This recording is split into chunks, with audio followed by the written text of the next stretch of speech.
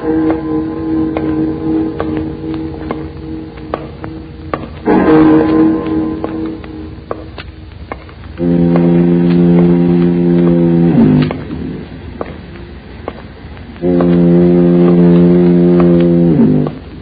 of the fog, out of the night, and into his American adventures comes Bulldog Drummond.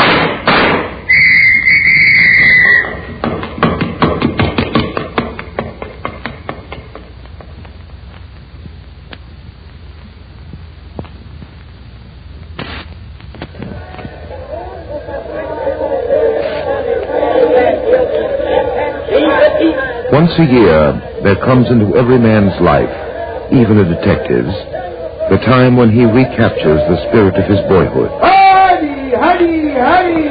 This way to the main entrance to the big top. This is the time when the greatest show on earth, the circus, has come to town. In the magic wonderland of a sawdust earth and a canvas sky, the years roll back to the springtime of life. And thus it was that Denny and I were on the midway, headed for the big top. We came to the circus in our yearly search for the thrills of lost youth. But we found murder. Captain Drummond, just a moment, please. What now, Denny? That popcorn stand over there, we still have ample time for the main show. Again. Denny, you're worse than a child. 3 hot dogs, 2 ice cream cones, 4 bags of peanuts. Only 2 bags for myself, sir. I shared them with the elephant. Very well, 2 bags of peanuts. And now popcorn.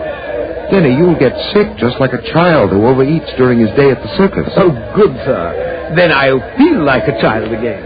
Oh, well, what's the use? Very well, popcorn it'll be. Now, really, sir. Oh, I say. I'm sorry. Well, young lady, I suggest that you watch where you're going. You nearly knocked me. I'm sorry. Apparently, this is your pocketbook. Yes, thank you. You're welcome. Come along, Denny. Just a minute, please. Yes? Would you do me a favor? What? A very special favor. It's terribly important. Why do you keep looking around? Please don't ask me questions now. Just put your arms around me quickly. What? Now, look here, young Put lady. your arms around me. He's coming this way. Please, please. All right. Like this? Yes. Really, sir? Hold me closer. Here he comes. Closer? Yes, please. You mustn't see me. Like this? Yes. Be careful, sir. She Don't might... trust me, honestly. It'll only be for a moment. Frankly, it's a rather pleasant moment. Captain Drummond, to say the least, this is quite unusual. To say the least, it is, Denny. It is. Am I holding you too tightly, Miss... No. I didn't get your name. Please, you mustn't ask me questions. I warn you, sir, she's up to something. He's gone. You can let me go now. Oh, I'm sorry. I'm afraid I was carried away with my work. I don't know how to thank you. Perhaps I could pay you for your trouble. Oh, no, thank you. The pleasure was mine. You've been very kind. Goodbye. Oh, she's running off, sir. Quick, we must follow her. No, just a minute, But, Denny. sir, she may have... She may have what? Well, I don't know, but a young lady just doesn't ask a stranger to embrace her unless she's up to something. Or in trouble, which is apparently the case in which Miss X has found herself. Oh, and now she's disappeared into the crowd and we know nothing about her. Perhaps we can find out something. How? By looking for the needle in the haystack? No, Denny, by looking for the man who pursued Miss X through the crowd here. And where do you expect to find him?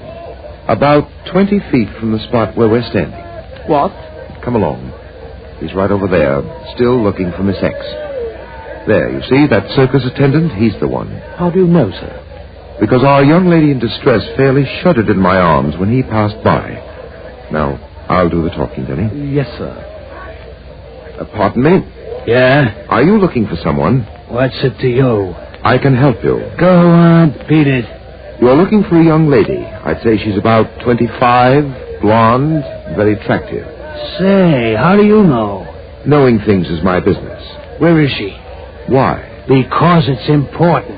To whom? Now listen, I gotta find her and find her quick, so come on, give. As soon as you tell me why you're finding her is so important. Because, Nosy, that dame is Marion Mars of the Flying Marses, the star trapeze act in this circus. The act goes on in 15 minutes, and we've been trying to find her. Now tell me, where is she? I don't know. What? Say, Bud, what are you giving me? The last time I saw the young lady, she was headed for the big tent. Get out of my way. I gotta find that dame before I lose my job.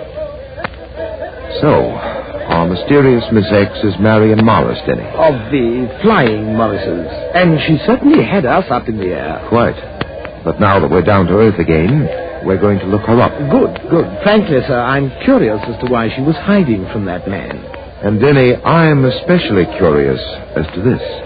Why, sir, it's a gun. Where did you get it?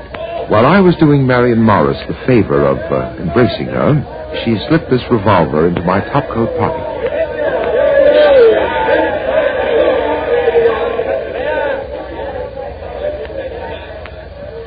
There's their dressing room wagon, Denny. Oh, the Flying Morrises, continental death-defying aerialists. Come on. Oh, why must these things always happen to us? Now we'll miss the main show and all the circus excitement. We still have 10 minutes. Besides, I have a feeling we're in for some private excitement outside the sawdust rings. Here's the wagon. Yes? We're looking for Marion Morris. What you want? Oh, it's a personal matter. I should like to see her alone. She not here. What you want from Marion? I said it was a personal matter. When did you see her last?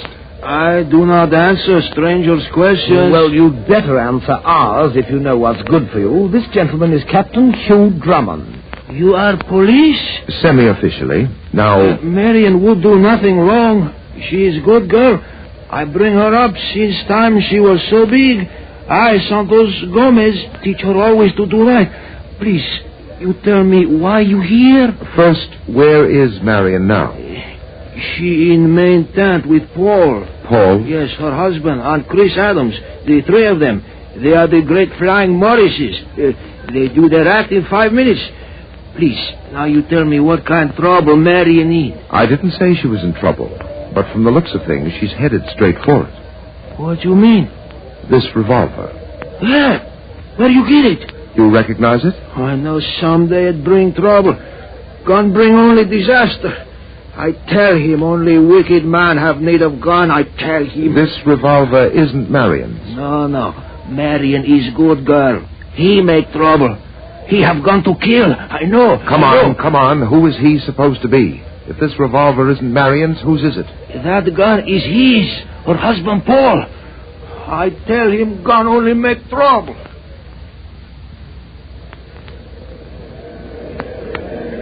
Here, give me your hand, Marion. I'll help you up.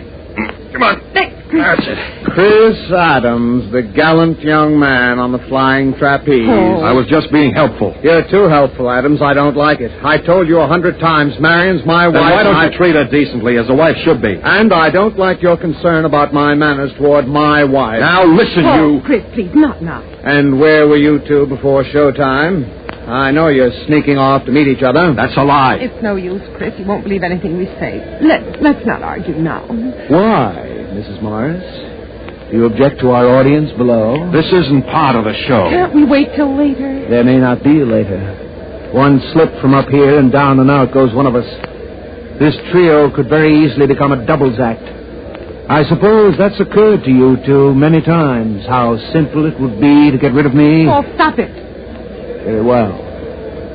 As some fool once said, the show must go on.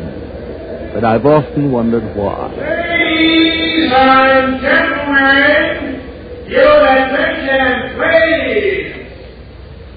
Ladies and gentlemen, I call your attention to the high trapezes, suspended 70 and 80 feet above in midair.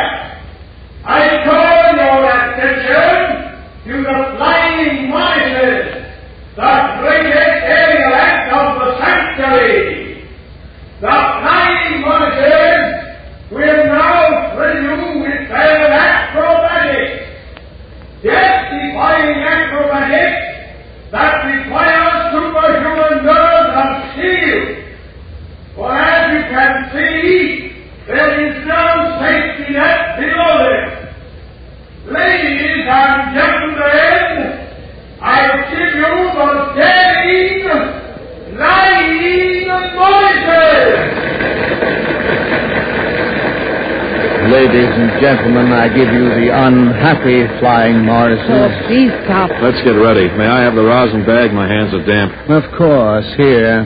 Well, I'm sorry. Now, how did that happen? Paul, you dropped that rosin bag purposely. Did I? Paul, Chris, he's trying... Never mind, Marion. This towel will do. Let's get going. Mustn't keep our audience waiting. Oh, by the way, Chris, I'll go first today. But what... You'll do my routine, including the double flip. Paul, you can't do that to Chris. I said he'll do the double flip. Chris hasn't done it in months. He might be killed. That's right, Marion, dear. If Chris does that double flip in my place, he might be killed. Paul, you can't do a thing like Well, that. here I go. So long and good luck, Chris. Chris, Don't worry, Marion. I can handle it. I don't know what's got into him. This is my last day with the act. It's better that way. He'll be back in a few seconds. It's my turn now. Carefully. I'll be okay. Here he comes. All right, Chris, get into your act. Here goes nothing. True words were never spoken. Paul, you're trying to have Chris kill himself. Really, Marion, such Oh, concern. please, you must believe it. There's nothing between Chris and me. Of course. And you love me, don't you? Don't you love me? How could I? There's your precious Chris. Now let's see how he comes out on the double flip. He made it! He made it! Yes, he made it. Well, now we can have that little talk later after all. I'll get up to the next platform. Give Chris my congratulations. Oh, well, I did it. Thank goodness. Ready for your swing? Yes. Ready down there? Ready? There he goes. Now get set. I'm set. Marion, wait! Look! Oh! Oh! Paul! Oh! His trapeze is He's broken! getting Chris. He can't hold on. Paul!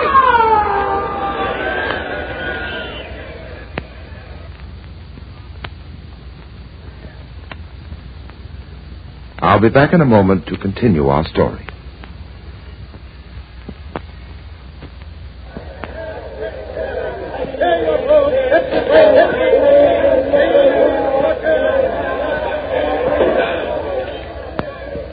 The greatest show on earth unfolds a drama packed with thrills and excitement. But on a trapeze platform 70 feet above the sawdust rings, a private drama went on. The result, a man is killed. Oh, Sanders, it was terrible. He didn't have a chance. He didn't. No, Marion. You must not cry like that, my child. But he just didn't have a chance. I don't know how it happened. Now you listen to me. It was perhaps for the best, What? you know. Yes, he was wicked, and the wicked are punished. Oh, no. Santos, you mustn't say that. It's not... Now, Marion, you must rest. You hear me? You rest. I will not let you be disturbed. You rest now.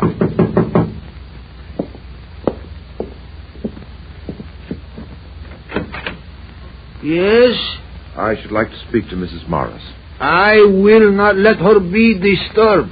Later you come back. Who is it, Santos? Pardon me. Now, wait.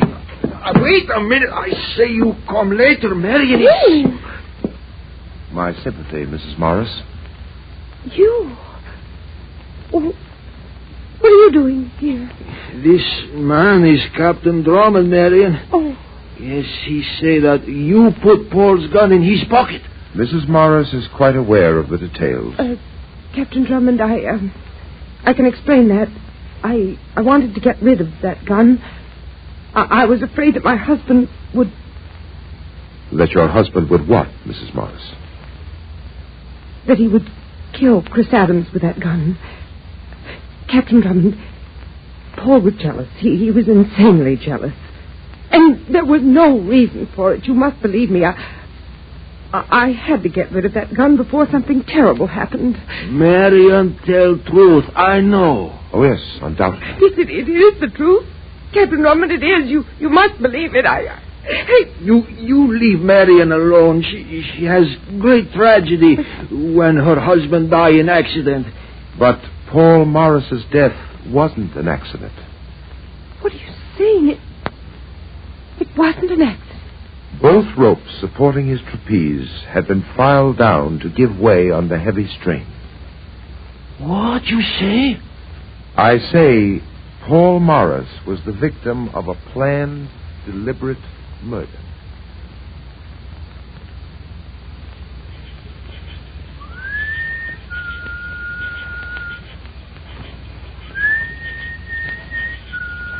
Over here, Denny. Over here. No sign of Chris Adams anywhere, sir. I searched the entire circus area. What about you? No luck either. I've been spotting his dressing wagon over there for the past hour. He hasn't shown up. Denny, it's about time we had a look into that tent. Come on, we're through waiting. Well, in the vernacular, sir, Adams has taken it on the leg of mutton. On the lamb, Denny. Well, whatever it is, sir, he's gone. There's no doubt in my mind that he's the murderer. He's the one who filed those trapeze ropes. That's a valid possibility. Possibility? It's a certainty, sir. The motive is well established. He hated Paul Morris. So did Santos. And don't forget that Santos was in charge of packing and setting up the axe equipment. As a matter of fact, Denny, Mrs. Morris doesn't escape my suspicion either. But neither Santos nor Mrs. Morris ran away. That much is in their favor. Yes, that and nothing more. All right, come on in. We'll see what this dressing room has to offer. Pull on that light over there. I say, sir, what if Adam should return and find us here? But, Denny, you're the one who's convinced he's flown the coop.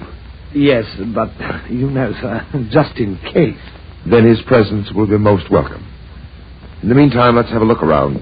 See what you can find in that trunk over there. I'll look into this one. Yes, sir. Nothing in here, sir. Nothing but his circus attire. There's a valise over there near the dressing table. Check on that. Well... What is it, sir? Come here, Denny. Look at this. What? Captain Drummond. Is this what the well-equipped aerialist carries about? A carpenter's file. Well-equipped murderer is more like it. I told you all along, sir. Adams is the murderer. There's Exhibit A. So it seems. Don't move. You're both covered. Why, sir, I said don't move. It's the circus attendant who pursued Mrs. Morris through the crowd this evening. So it is. You know, Denny, we've quite forgotten to take this gentleman into consideration. All right, cut the jabber, you two. What are you doing here? We might ask you the same question. Yeah, you might. Only me and this shooter asking the questions. Hey, what's that you got in your hands? As if the gentleman didn't know, Denny. Cut the act. What is it? A carpenter's file. And a murder weapon. Murder weapon? The gentleman appears genuinely surprised. Come on, give. If you insist, this file was evidently used in bringing about the death of Paul Morris this evening. And you found it here in Adam's tent? That's the general idea. Hey, what are you two doing mixed up in this business? The name is Drummond. I specialize in this type of business. Your name's what? Captain Drummond. And I'm Denny. Well, why didn't you say so? You didn't ask. Does it make any difference? Oh, it doesn't make any difference. I'm tailing this guy Adams myself for the Acme Insurance Company. Name's Al Monahan. What? You're a detective? Yeah. This guy Adams had a trapeze act with a dame in another show last year. The dame's a nice kid named Evelyn Roberts. So one night Evelyn takes a 60-foot dive and she's out of this world. To the cops, everything looks legit. And Adams collects the insurance on the act. But Acme don't like the way the case smells, so they retain me to bloodhound Adams, which I do. So Adams ties up with the Morrises I told you, sir. Adams was the killer. Go on, Monahan. So he ties up with the Morrises. The way I see it, he makes a play for the dame, which ain't hard on account of she ain't so hot for a ball and chain anyway. So Adams is in solid. Morris takes a nosedive thanks to Adams. The dame knows from nothing. And Adams works her for a grab of the insurance dough. Well, aren't you going to tell Mrs. Morris? You crazy. The dame's in love with the guy. She might even give him the tip-off. No, I just sit and wait for Adams. I say, imagine that, sir. He expects to capture a killer just by sitting and waiting. Sure, it's easy. I keep an open eye on the dame. Now she's the cheese in my trap. Adams is hungry for that insurance dough, and when she gets it, the rat comes out of his hole for the nibble, and Monahan's got him.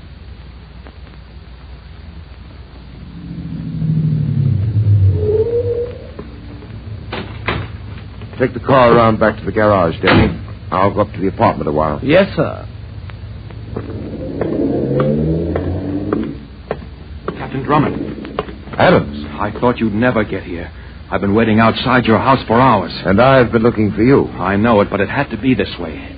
I've got to talk to you. All right, you can talk to me down at police headquarters. No, you don't understand. You've got to help me. The way you helped Paul Morris? Believe me, I had nothing to do with it. Oh, yes, it was an accident. Like Evelyn Roberts' death. Evelyn? I know all about it. Evelyn's death was an accident. I was completely exonerated. It won't be that simple this time. Now you're up against an open and shut case of murder. But I don't... With evidence complete, down to the murder weapon. The carpenter's file found in your trunk. But that's impossible. Don't you see? That murder wasn't planned for Paul Morris. What? Paul made me switch parts with him tonight. He was doing my routine. I perform on the upper trapeze. That murder was planned for me.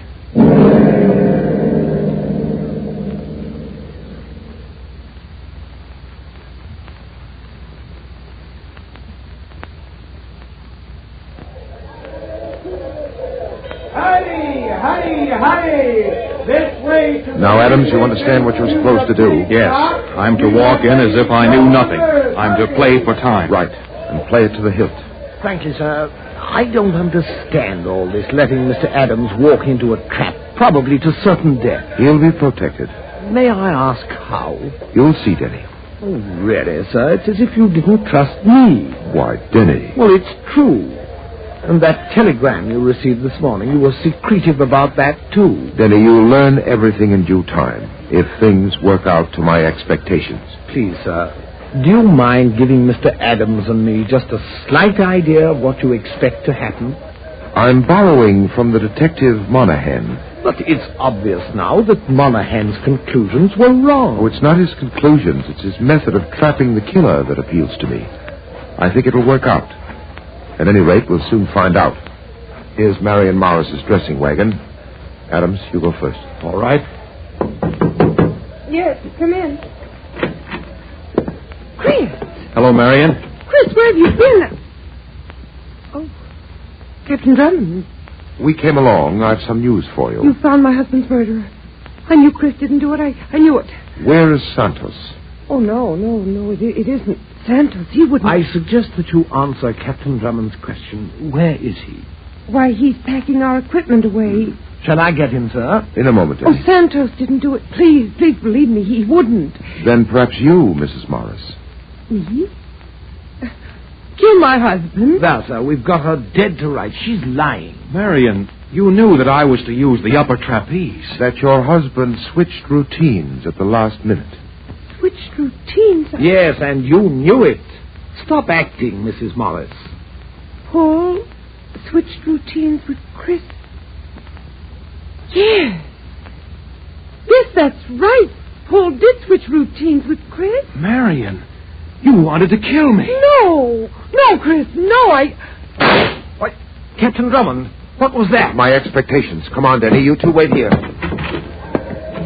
Captain Drummond, I have him. Why, sir, it's Santos and Monahan. Good work, Santos. Drummond, I should have knocked you off last night. Why, then, sir, it was Monahan all the time. He tried to kill like you say, Captain Drummond. I stop him in time. I grab gun, the shot, it go into the air. You can let him go now, Santos. I have him covered. But, sir, whom was he shooting at? Chris Adams. Yeah, and I would have gotten him if you... By the way, Monahan, your sleuth act went well. I believed you up to a point. Then he isn't a private detective after all? No, Denny. That telegram I received this morning, the one about which you were so curious, came from the Acme Insurance Company in answer to an inquiry of mine. They had no detective trailing Adams, not even one named Monahan. Well, then who is he? Roberts. That's who I am, Al Roberts. Robert? Evelyn Roberts. Chris Adams' former partner, the one who fell to her death. The one they murdered, my sister. They lied. The cops, all of them, they lied. He murdered her. I'll get him yet. As usual, sir, I'm surprised at the outcome. How did you know that Monahan, or rather Roberts, was the killer? I didn't. I was just curious as to where he fitted in this case. But what prompted you to check on him in the first place? Just a hunch, Denny. And also his philosophy of sitting and waiting for a killer. What do you mean, sir? A good detective just doesn't sit and wait for things to happen. Oh, on the contrary, sir, I consider you the finest of detectives. Thank you, Denny. And I was about to suggest, after we deliver Roberts here to the police, that you join me in some sitting and waiting. Denny, what are you talking about? The big top over there, sir.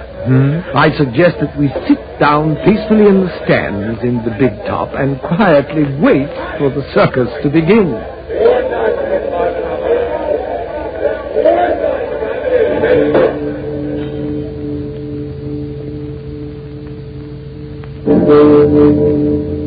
I'll be back in a moment to tell you about next week's story.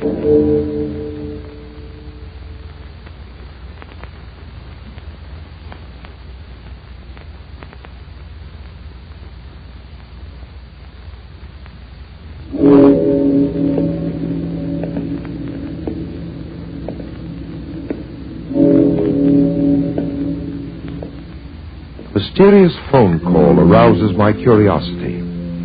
And so Denny and I are off on a strange story that begins with a stabbing and ends in murder.